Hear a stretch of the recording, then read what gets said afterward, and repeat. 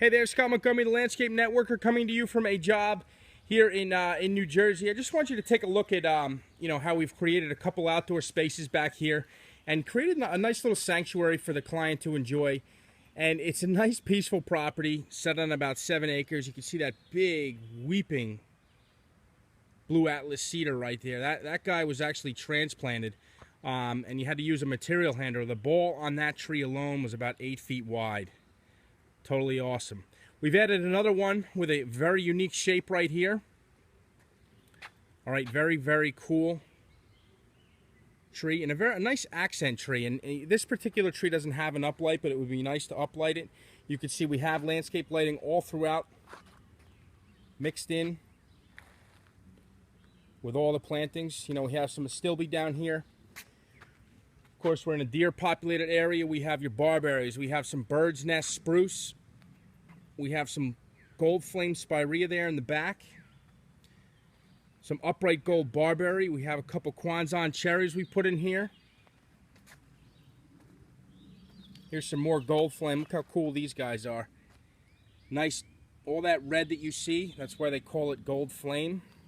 That's the new growth coming out, and they have a nice pink flower that comes out in June and July. We have some coreopsis, and we've mixed some boulders in, along with some Techo block retaining wall and pavers, which we did about 4 or 5 years ago. So the landscape is an ever-changing setting, and it's very important and critical that whoever you select to design it or to put the pieces together, just make sure that they have all this in mind. Heavy deer in this area, for example. All right, we have a lot of shade. We have about 5 hours of sun, so the plants that get in here will get enough sun, but you always have to keep that into consideration. Nice landscape lighting.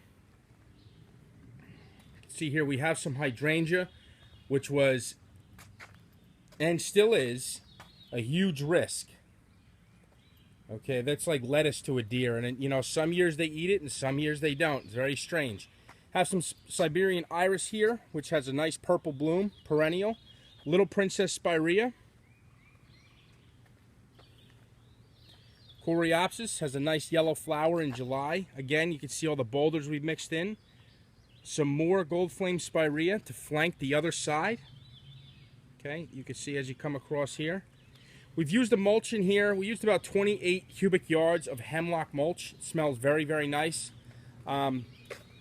Nice thing about it is it holds its color all summer, and you know, come August or September, somewhere in that range, you can rake it up, and really it looks fresh again.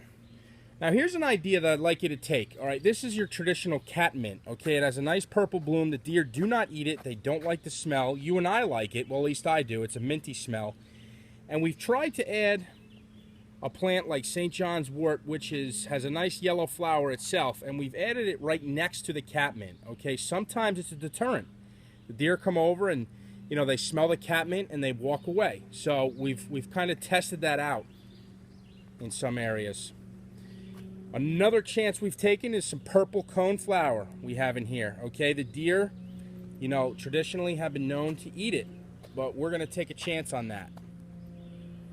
See a nice patio on this side. We've walked all the way around. This is the eating side. Okay. Let's take a walk down this little walkway here. You know what? I'm just going to cut across to save some time on the video. See, as you come across, if you ever have a situation where you're on a hillside and you have to compensate for a grade, it's nice to do some tiered walls, which we have here, and we've landscaped. These are some very mature plants. You can tell this was done years ago based on the size of the plants.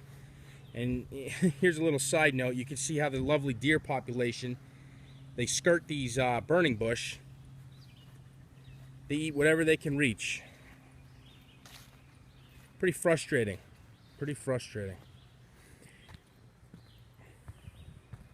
Now, if you're in the New Jersey area, 973-476-4863. I'd love to come out and give you a free estimate. We fertilize all these white pine. We inject them all. I am licensed for tree, shrub, and lawn. If you're watching this video for tips and inspiration, I would strongly suggest that you call a professional in to do all these kinds of services for you. Let's come in here. These are your catmint. You can see they have a nice purple bloom that's come out. Nice weeping birch.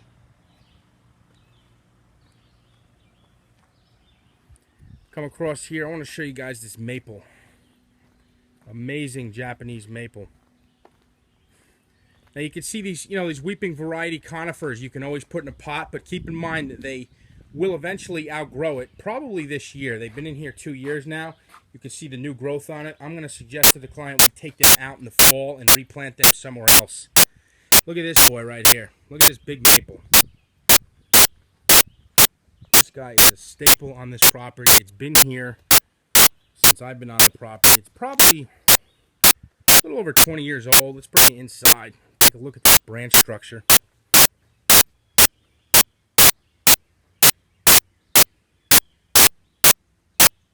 Awesome. A little shady in here. Let me get out of here.